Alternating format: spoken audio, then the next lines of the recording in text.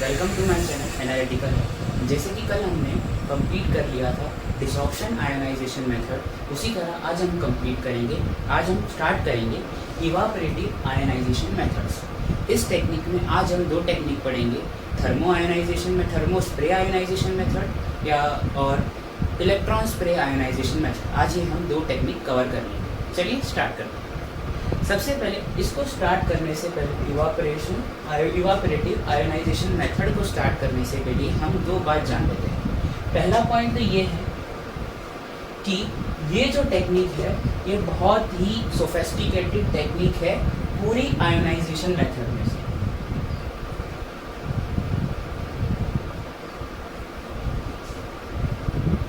Sophisticated technique है जितनी भी आयोनाइजेशन मेथड पहले डिस्कस करी उससे। सेकेंड पॉइंट, ये जो टेक्निक है ये जनरली कपल्ड की जाती है लिक्विड क्रोमेटोग्राफिक कॉलम से। Coupled with liquid chromatographic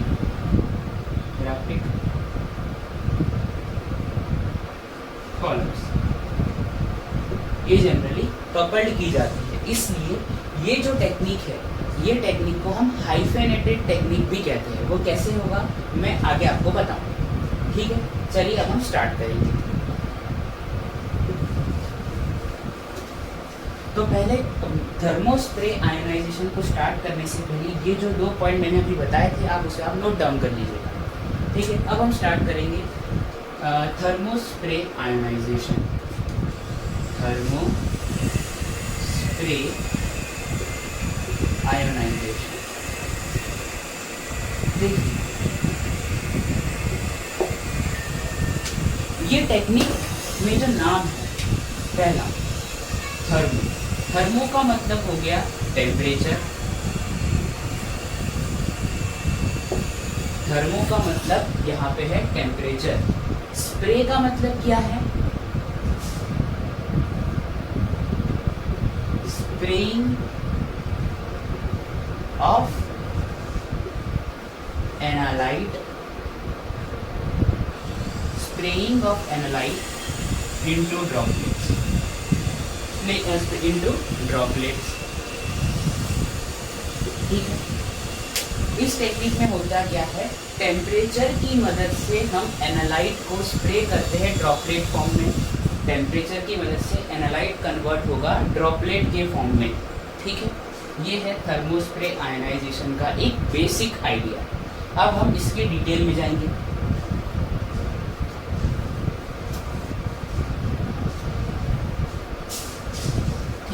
detail में जाने से पहले मैं इस टेक्निक का एक डायग्राम बनाऊंगा, फिर उस डायग्राम को देख के हम सारे पॉइंट्स नोट डाउन करेंगे। पहली बात मैंने ये कहा था कि इवापोरेटिव आयोनाइजेशन मेथड के अंदर हम जो टेक्निक होती है उसको कपल्ड करते हैं किसके साथ? क्रोमेटोग्राफ, लिक्विड क्रोमेटोग्राफिक कॉलम के साथ। तो ठीक है, उसी तरह से हम डायग्राम बनाएंगे।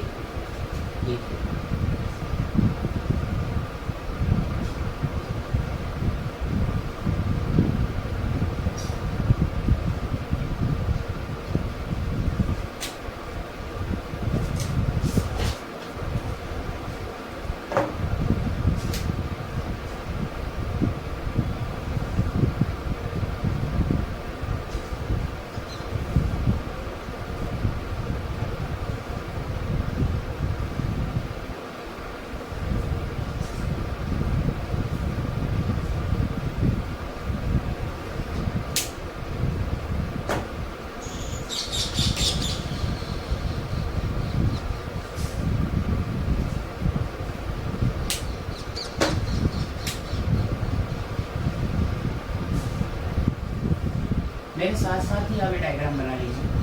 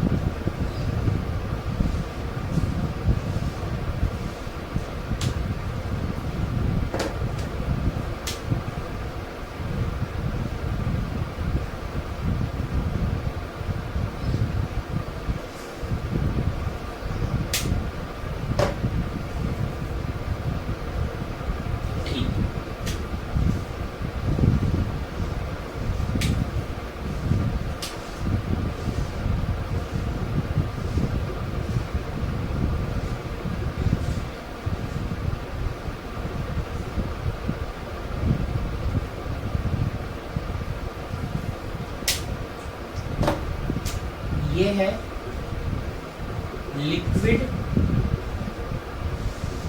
Chromatographic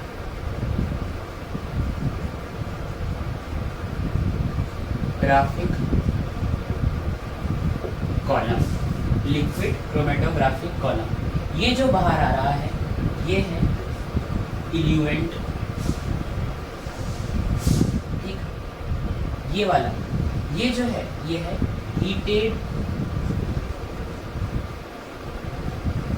capillary tube, heated capillary tube, ठीक है। ये आप नोट लिखना नोट डाउन कर लीजिए।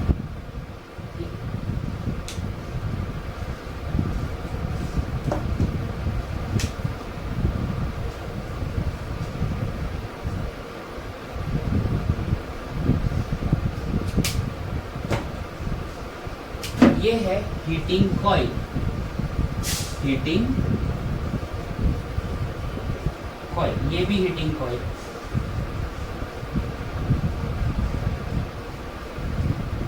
Heating coil.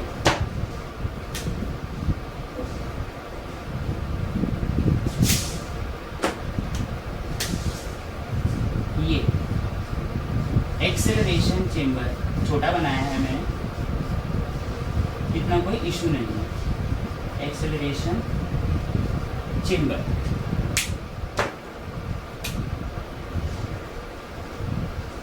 Towards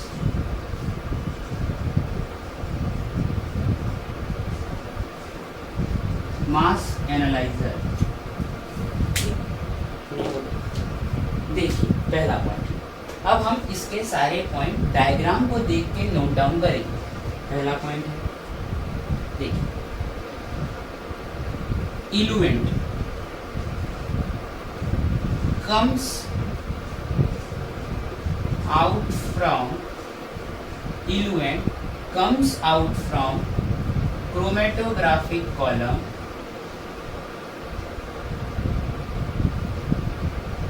chromatographic column, ठीक है। इल्यूएंट कहाँ से आ रहा है? क्रोमेटोग्राफिक कॉलम से आ रहा है, ठीक है, column. And enters into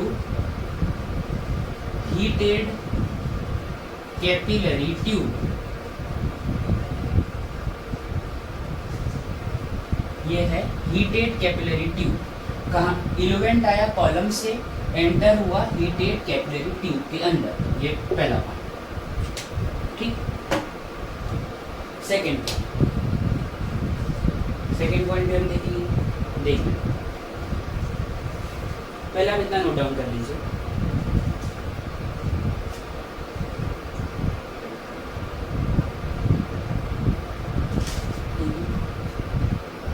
now नहीं फिर लिखेंगे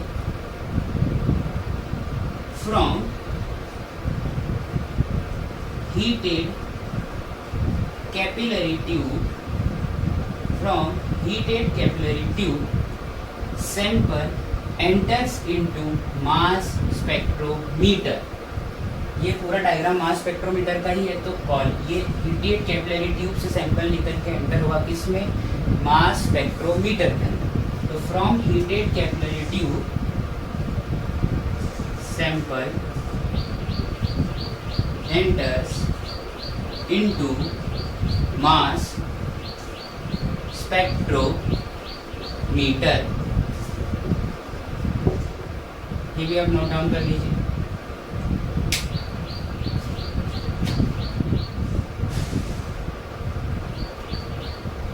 ठीक, जैसे ही यहाँ पे पहुंचेगा तो ये कांटेक्ट में, जैसे ही सैंपल मास स्पेक्ट्रोमीटर के अंदर आएगा तो ये कांटेक्ट में आएगा हीटिंग कॉइल के अंदर, हीटिंग कॉइल से। थर्ड पॉइंट, व्हेन सैंपल या एनालाइट, सैंपल और एनालाइट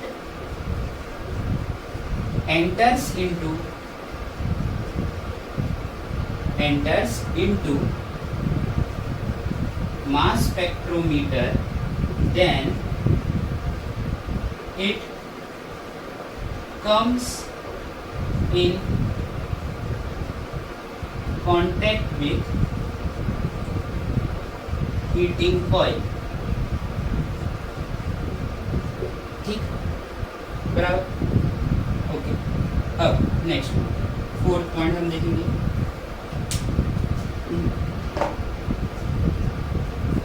जैसे ही ये हीटिंग कॉइल के कांटेक्ट में आएगा,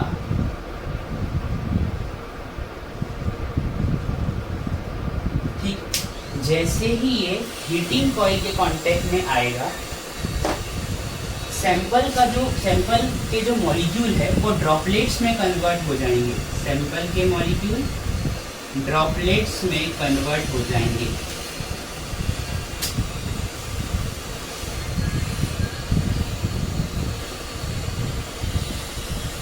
ये कन्वर्ट हो गए।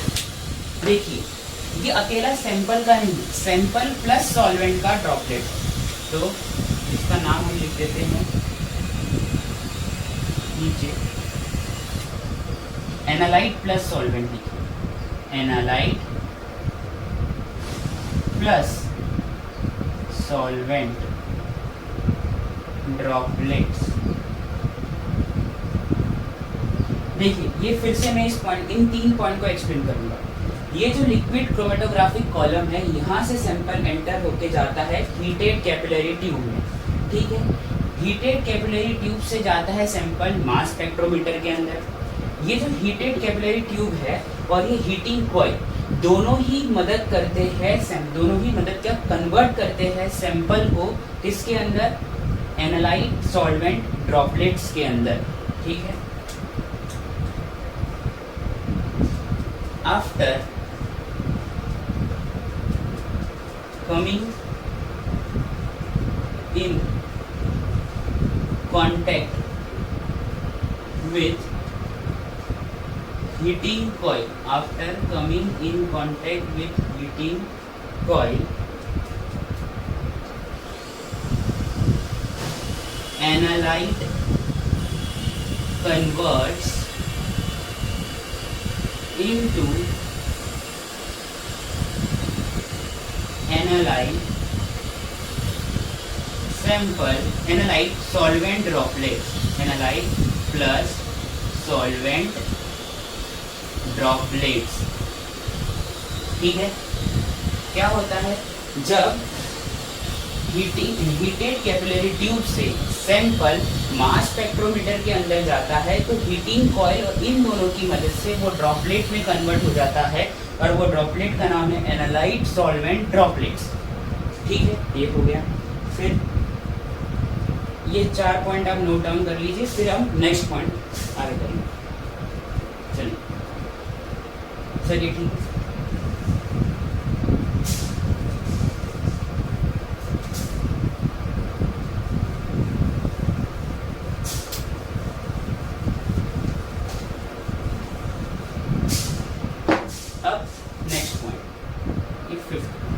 फिफ्थ पॉइंट क्या होगा, देखिए, ये ड्रॉपलेट में आने का रीजन क्या है।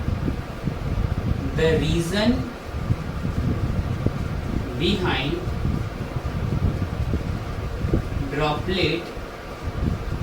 Droplets formation, the reason behind droplet formation is heating effect of heating coil plus some heating effect of heating coil and nebulizing by capillary tube. The reason behind droplets formation is, ठीक है, ये बहुत important line है तो इसको मैं red pen से लिख देता हूँ। Heating, the reason behind droplets formation is heating effect of heating coil plus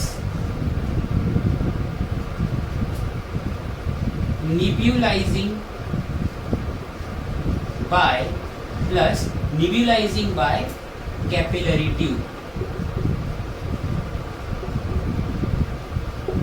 ठीक। ये वाला भी आप नोट डाउन कर लीजिए पॉइंट, फिर हम आगे चलते हैं।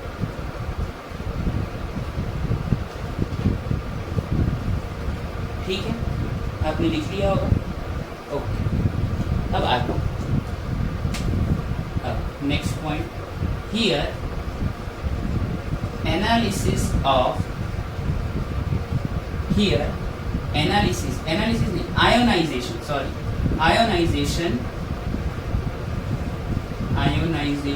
Of biomolecules is done. ठीक है, बायोमोलिक्यूल्स मतलब लिपिड्स हो गए हैं, ऑलिगोन्यूक्लियोटाइड, न्यूक्लियोटाइड एक्सेट्रा, ये सब का हम आयोनाइजेशन इस टेक्निक में कर सकते हैं। ऑर्गेनिक होनी चाहिए बायोमोलिक्यूल वैसे ही ऑर्गेनिक होते हैं।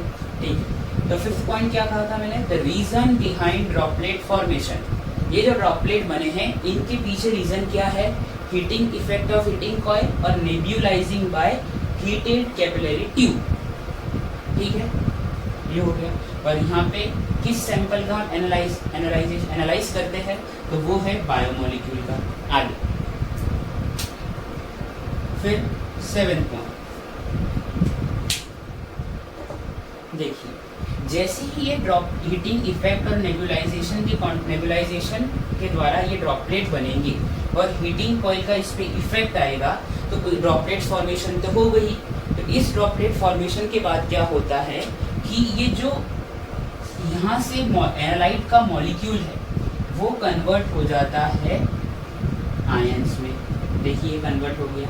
जब ये हीटिंग इफेक्ट है ये सब होगा, ड्रॉपलेट तो बनेगी ही, प्लस हो गया क्या, थोड़ी देर बाद जैसे टेम्परेचर इंक्रीज होगा उसके कारण क्या होगा, सॉल्वेंट इवापोरेट हो जाएगा और बनेगा आयन। ये देख लीजिए। ठीक है, तो एक और क्या बात हुई, देखो सबसे पहले ड्रॉपलेट फॉर्मेशन तो हुआ, किन की वजह से हुआ, हीटिंग कॉइल की वजह से हुआ और कैपिलरी ट्यूब की वजह से हुआ, इसके कारण। प्लस और क्या हुआ, और दूसरा पार्ट ये हुआ कि सॉल्वेंट इवापोरेट हो गया। नाम ही क्या है, इवापोरेटिव आयोनाइजेशन। इवापोरेशन फिर आयोनाइजेशन, तो क्या होगा देख लीजिए। Heating effect of coil, heating effect of coil, heating effect of coil, mainly heating effect of coil leads to evaporation of solvent and ions are formed। ठीक है, मैंने क्या कहा, ड्रॉपलेट तो बन गए, टेक्निक का नाम क्या है, इवापोरेटिव आयोनाइजेशन मेथड, और उसमें भी हम क्या पढ़ रहे हैं, थर्मोस्प्रे। टेम्परेचर देखिए, थर्मो मतलब टेम्परेचर की मदद से, तो हीटेड कैपिलरी ट्यूब, हीटिंग मतलब टेम्परेचर आ गया, थर्मो। स्प्रे किसका होगा, ड्रॉपलेट मतलब एनालाइट का स्प्रे होगा। किसमें, ड्रॉपलेट में, मैंने पहले ही बता दिया था। तो देखिए ड्रॉपलेट में स्प्रे हो गया। दूसरा, फिर ये हीटिंग कॉइल के कांटेक्ट में आया तो सॉल्वेंट से सॉल्वेंट का इवापोरेशन हो गया, सॉल्वेंट का इवापोरेशन देन आयोनाइजेशन। तो पहले सॉल्वेंट का इवापोरेशन हो चुका है। देखिए, heating effect of coil leads to evaporation of solvent and formation of ions. तो आयंस बन गए, इवापोरेशन के बाद आयोनाइजेशन हो चुका है।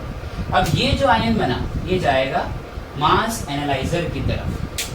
ठीक है, ये जो आयन बना ये जाएगा मास एनालाइजर की ओर। ठीक है, इसे भी आप नोट डाउन कर लीजिए, मैं एक और बार एक्सप्लेन कर दूंगा इसके। ठीक, आपने नोट डाउन कर लिया हो, फिर से देखिए होता क्या है, कॉलम से इल्यूमेंट बाहर आता है और वो जाता है हीटेड कैपिलरी ट्यूब के अंदर। गया हीटेड कैपिलरी ट्यूब के बाद वो बाहर निकलता है किसमें, मास स्पेक्ट्रोमीटर के अंदर। मास स्पेक्ट्रोमीटर में जैसे ही वो कांटेक्ट में आता है, जैसे ही वो अंदर आता है तो हीटिंग कॉइल और इसके नेबुलाइजेशन के कारण, हीटेड कैपिलरी ट्यूब के द्वारा नेबुलाइजेशन होगा और इसके हीटिंग इफेक्ट के कारण ड्रॉपलेट्स आएंगे। ये जो ड्रॉपलेट्स होंगे फिर बाद में इसी के हीटिंग इफेक्ट के कारण कन्वर्ट, उसमें से सॉल्वेंट इवापोरेट हो जाएगा। इवापोरेट होने के बाद आयंस बनेंगे और आयंस जो बना हो जाएगा मास एनालाइजर की ओर। ठीक है, इसे भी आप नोट डाउन कर लिया होगा। ठीक, अब मैं कुछ पॉइंट्स दिखा दूंगा, जैसे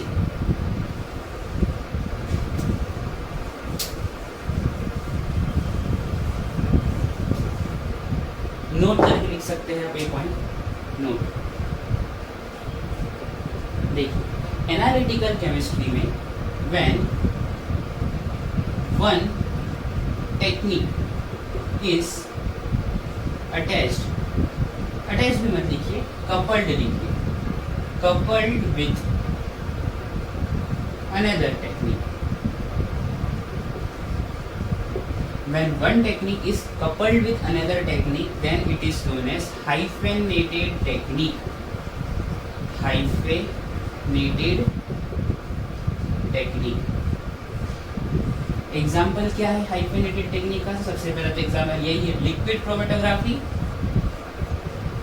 मास स्पेक्ट्रोस्कोपी। ये इतना पोर्शन लिक्विड क्रोमेटोग्राफी का, बाकी वाला पोर्शन मास स्पेक्ट्रोफोटोमीटर का, ठीक है। फिर हो सकता है FTIR, Fourier transform infrared radiation मास स्पेक्ट्रोमीटर।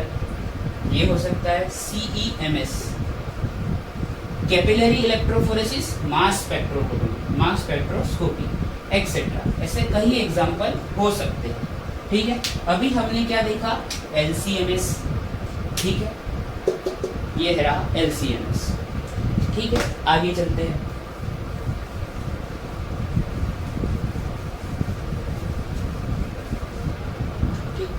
ये कंप्लीट मैंने कर लिया। अब हम स्टार्ट करेंगे इलेक्ट्रॉन स्प्रे आयोनाइजेशन। मैं इसको भी रब कर देता हूँ।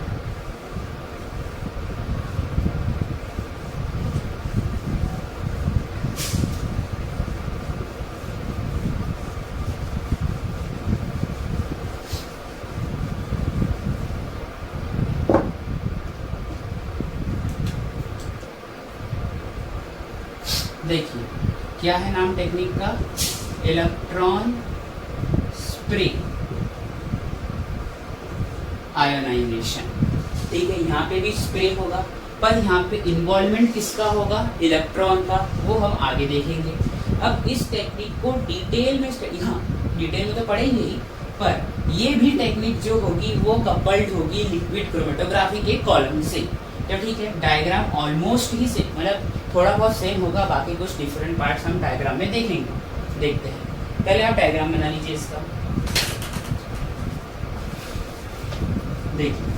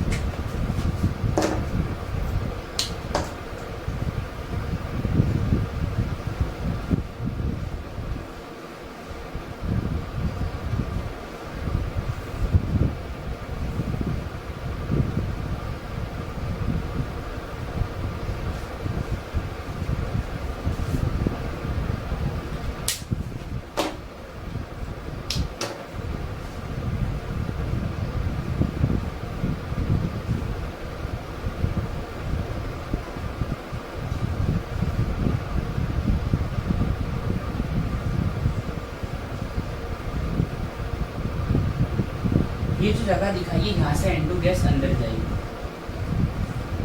ठीक, ये आप लिख देंगे। और ये जो N2 गैस है, इसे हम कहेंगे हीटेड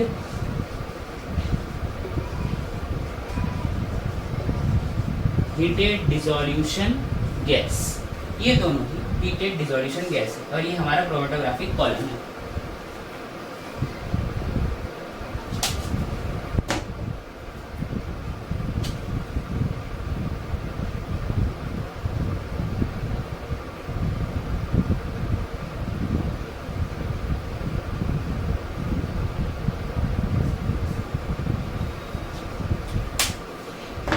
ये जो दोनों रेड पार्ट है इसे हम कहेंगे नेब्यूलाइजिंग गैस, इसे हम कहेंगे, ये दोनों ही है nebulizing gas, nebulizing gas.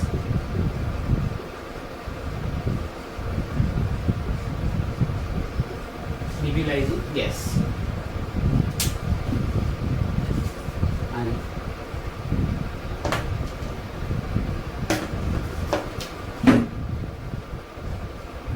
towards mass analyzer,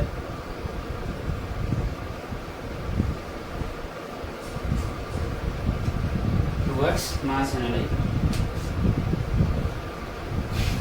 ठीक है, चलिए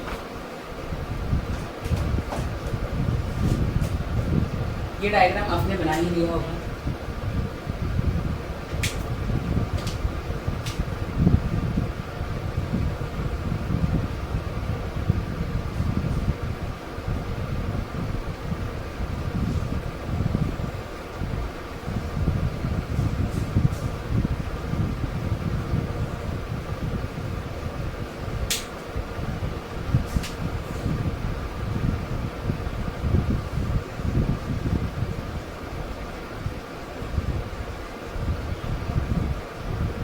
क्रोमेटोग्राफिक कॉलम, ठीक है। तो पहला पॉइंट यही होगा कि electron spray ionisation coupled with liquid column chromatography, it is coupled with liquid column chromatography, ठीक है। Second point, electron spray ionisation technique जो होती है वो जनरली की जाती है एटमॉस्फेरिक प्रेशर पे या नॉर्मल प्रेशर पे, तो इसलिए इस टेक्निक को हम कहते हैं, दूसरा नाम भी है atmospheric pressure ionisation. This technique is performed under atmospheric pressure,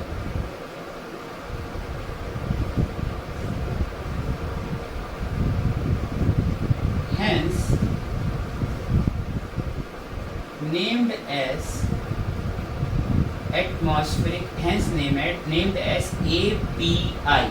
पहले आप ये लिखिए और इसका फुल फॉर्म में लिख देता हूँ,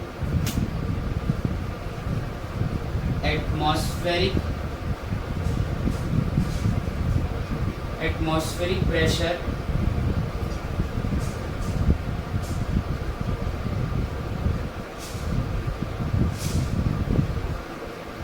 आयोनाइजेशन, ठीक है। इस टेक्निक का दूसरा नाम है atmospheric pressure ionisation. Next point, sample used. इस टेक्निक में जो सैंपल यूज्ड होता है, sample used is polar, labile,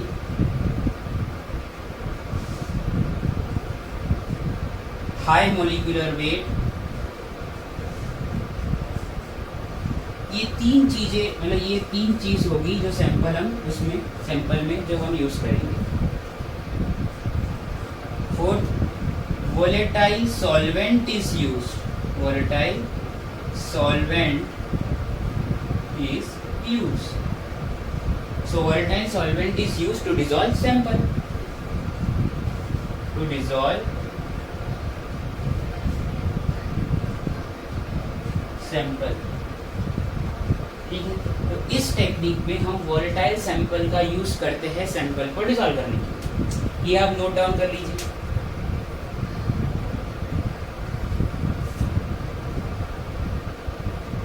देखिए, अब हम डायग्राम को स्टडी करेंगे। पहले आप ये पॉइंट उतार लिए होंगे आपने,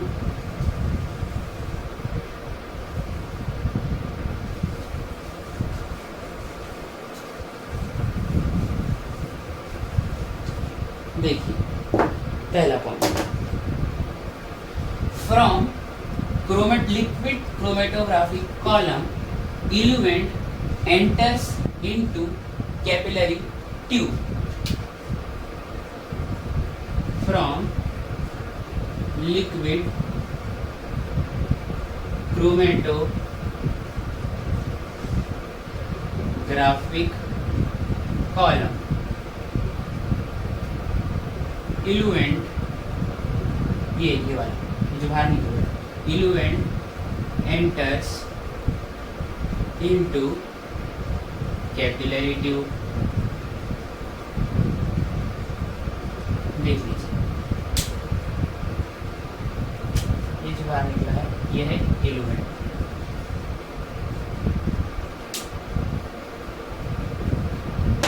ठीक, capillary tube is surrounded by nebulizing gas known as generally taken as nitrogen। Second, capillary tube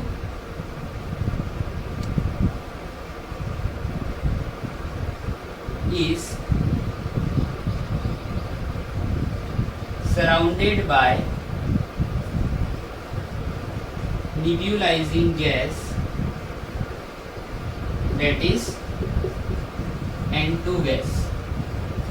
ठीक है, देखिए ये जो रेड आप देख रहे हैं ये है नेबुलाइजिंग गैस नाइट्रोजन, और ये जो कैपिलरी ट्यूब है ये वाली, ये जो कैपिलरी ट्यूब है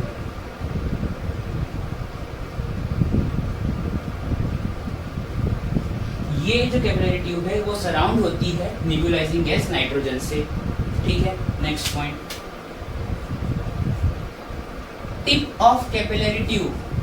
ये जगह मैंने अभी इसलिए खाली छोड़ी है, वो भी जानबूझ के छोड़ी है, देख लीजिए आप, अभी मैं कंप्लीट करूंगा उसे। ये जो टिप दिख रहा है, ये जो ओपनिंग दिख रही है वो टिप ऑफ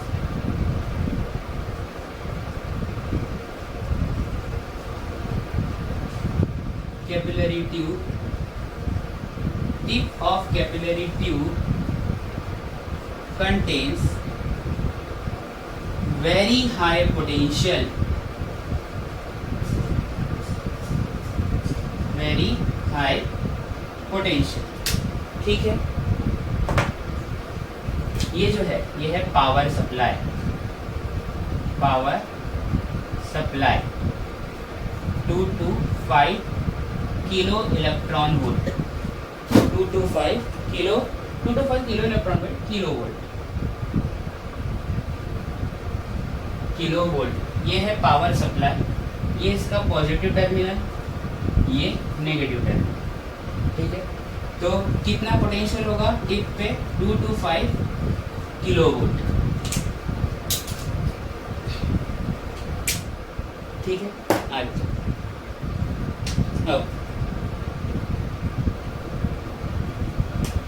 ठीक है, अब ये पॉइंट आपने लिख लिया, अब इसे नोट डाउन कर लीजिए, फिर मैं आगे चलूंगा। फिर से एक बार एक्सप्लेन कर देता हूँ कि ये जो लिक्विड क्रोमेटोग्राफिक कॉलम है वहाँ से इलुमेंट एंटर होता है कैपिलरी ट्यूब में। जो कैपिलरी ट्यूब होती है वो सराउंडेड होती है नेबुलाइजिंग गैस नाइट्रोजन से, और ये जो टिप होती है कैपिलरी ट्यूब की, इसके टिप पे बहुत ज़्यादा हाई पोटेंशियल होता है जो है 225 kilo volt.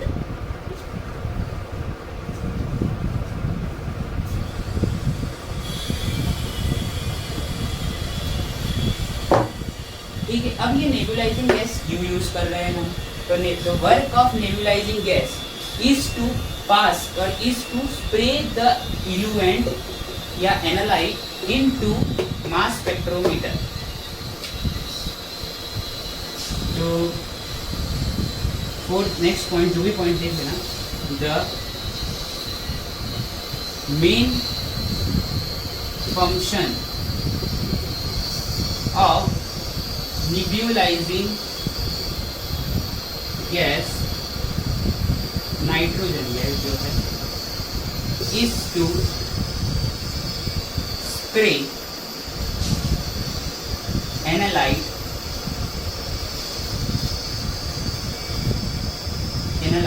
in mass spectrometer in the form of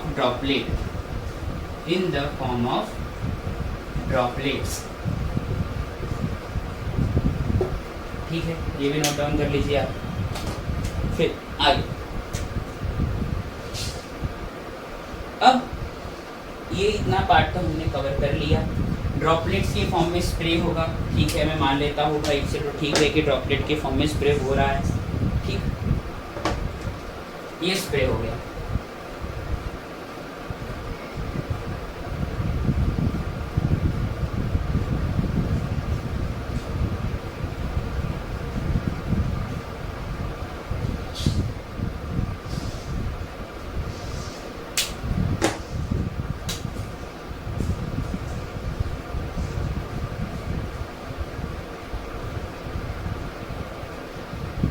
ये स्प्रे हो चुका है ड्रॉपलेट के फॉर्म में, in the form of droplets, ये लिखा।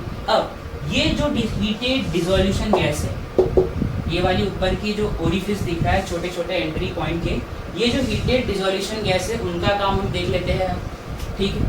5th point,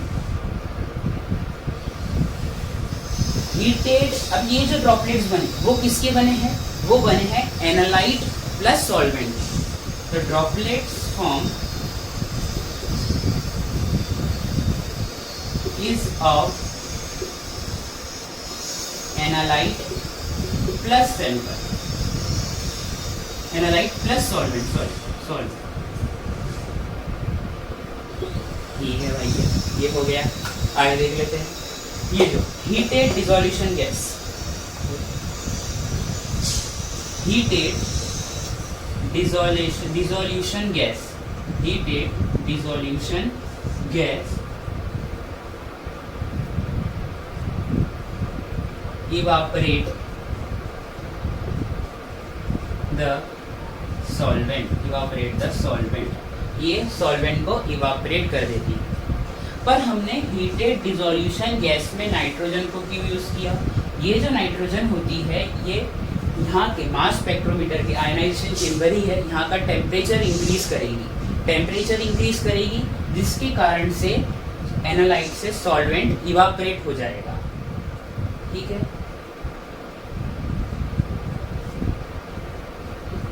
N2 gas is used as N2 gas is used as dissolution gas because it increases the temperature of ionisation chamber, ठीक है। ये आयोनाइजेशन चेम्बर है, इसका ये टेम्परेचर इंक्रीज कर देता है, ये भी आप नोट डाउन कर लीजिए पहले।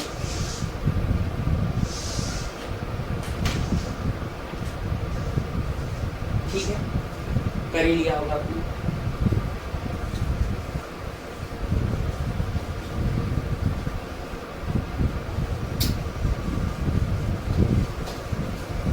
अब डायग्राम बना देंगे, देखिए ये टिप पे हाई पोटेंशियल है, तो जिसके कारण मॉलिक्यूल एनालाइट स्प्रे तो होगा, पर उस एनालाइट पे जो स्प्रे होगा उस पे चार्जेस आ जाएंगे,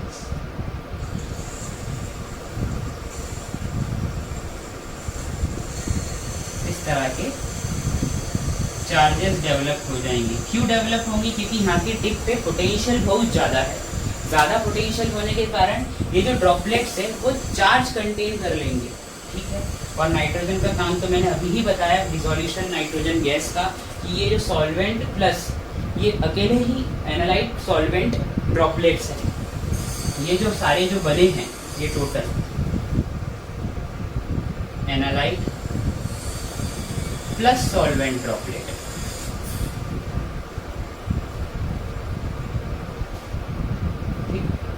ये तो बना एनालाइट प्लस सॉल्वेंट ड्रॉपलेट। पर ये जो dissolution heated dissolution gas nitrogen है उस इसमें से सॉल्वेंट को इवापोरेट कर देगा, ठीक है। ये भी आपने नोट डाउन कर लिया। अब आगे देखते हैं, समझ लीजिए ये है एनालाइट का मॉलिक्यूल, ठीक है, ये है एनालाइट का मॉलिक्यूल। ये जो एनालाइट का मॉलिक्यूल है ये किस में डिसॉल्व होगा? सूटेबल सॉल्वेंट पे, और सॉल्वेंट पे क्या, अब जो चार्ज किस पे आएगा, तो सॉल्वेंट पर आएगा। क्यों? क्योंकि मॉलिक्यूल सॉल्वेंट से घिरा हुआ है। तो ये जो है सॉल्वेंट है, ऊपर का जो सर्कल बनाया है वो है सॉल्वेंट, ठीक है। सॉल्वेंट पर चार्ज प्रेजेंट हो जाएगा, ये जो चार्ज प्रेजेंट होगा। अब जैसे ही हीटेड डिसोल्यूशन गैस एनालाइट पर आएगी, अटैक करेगी, ये उसके साथ इंटरैक्ट करेगी, तो सॉल्वेंट एलिमिनेट हो जाएगा। सॉल्वेंट एलिमिनेट हो जाएगा तो कौन बनेगा? क्वासी मॉलिक्यूलर आयन, ठीक है, क्वासी मॉलिक्यूलर आयन। ये जो फिनोमेना है इसको आप यहाँ ब्रॉड में देखिए, ठीक है। मैंने कहा ये है एनालाइट का मॉलिक्यूल, ठीक है। ये जो सर्कल बनाया है, एनालाइट का मॉलिक्यूल सॉल्वेंट से सराउंडेड है, ठीक है। तो मैंने कहा सॉल्वेंट है, ये मान लिया, ठीक है। जब ये इस ट्यूब से बाहर निकलेगा तो सॉल्वेंट के ऊपर चार्ज प्रेजेंट हो जाएगा। सॉल्वेंट के पास हाइड्रोजन भी होगा, उस पर ये चार्ज आ गया है, देख लीजिए फिर से। सॉल्वेंट कौन है? कोई भी वोलेटाइल कंपाउंड है, ठीक है, वोलेटाइल कंपाउंड है, उसमें हाइड्रोजन प्रेजेंट होगा ही। जैसे ही मैं जैसे ही एनालाइट और सॉल्वेंट जो मिक्सचर है इससे बाहर निकलेगा तो सॉल्वेंट पे पॉजिटिव चार्ज आ जाएगा, ठीक है। अब ये तो बाहर निकलने का ड्रॉपलेट, तो और ये जो बाहर निकलेंगे तो ड्रॉपलेट्स में कन्वर्ट हो जाएंगे, ठीक है, ड्रॉपलेट में कन्वर्ट हो गए। और जब इन्हीं पर पासिंग या इंटरेक्शन ऑफ डिसोल्यूशन गैस होगा, डिसोल्यूशन गैस, जब एनालाइट सॉल्वेंट मिक्सचर पर इंटरेक्शन होगा डिसोल्यूशन गैस N2 का, तब सॉल्वेंट इवापोरेट हो जाएगा, सॉल्वेंट इवापोरेटेड, ठीक है। अब एंड फॉर्म सॉल्वेंट इवापोरेटेड, और बनेगा कौन? Formation of quasi molecular ion.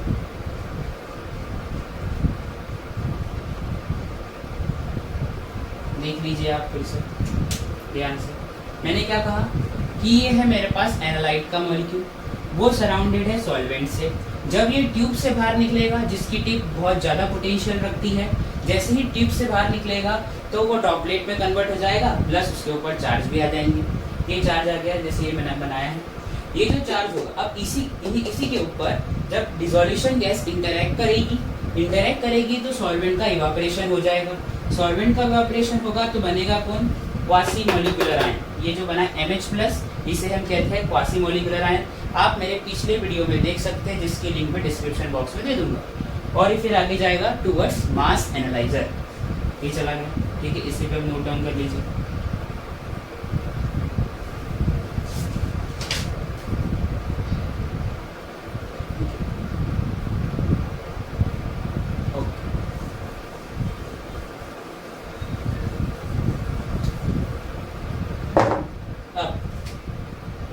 ये जो टेक्निक है ये प्रोड्यूस करती है singly as well as multiple charge ions.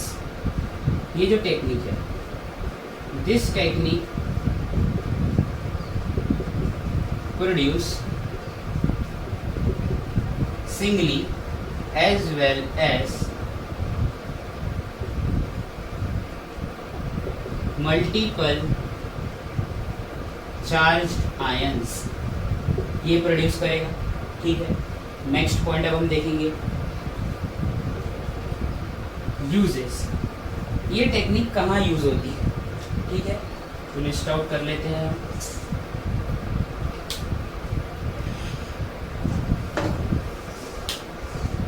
Proteins, lipids, peptides, किसकी आयनाइजेशन में यूज होती है, तो वो ये है पेप्टाइड्स,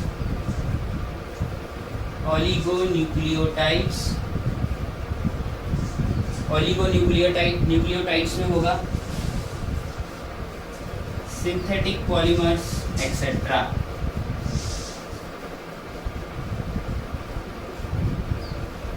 ठीक, इसे भी आप नोट डाउन कर लीजिए। ओके, फिर से एक बार एक्सप्लेन कर देता हूँ इस टेक्निक को। ये जो क्रोमेटोग्राफिक कॉलम है, इसमें से इल्यूमेंट बाहर आएगा, वो जाएगा कैपिलरी ट्यूब पे, हीटेड कैपिलरी ट्यूब इसे भी आप कह सकते हैं। जो कैपिलरी ट्यूब जो होती है ये सराउंडेड होती है नेबुलाइजिंग गैस नाइट्रोजन से। ये जो नाइट्रोजन गैस है इसका क्या काम है कि कन्वर्ट करे ड्रॉपलेट में, एनालाइट और सैंपल के एनालाइट को कन्वर्ट करे ड्रॉपलेट में, कन्वर्ट कर दिया।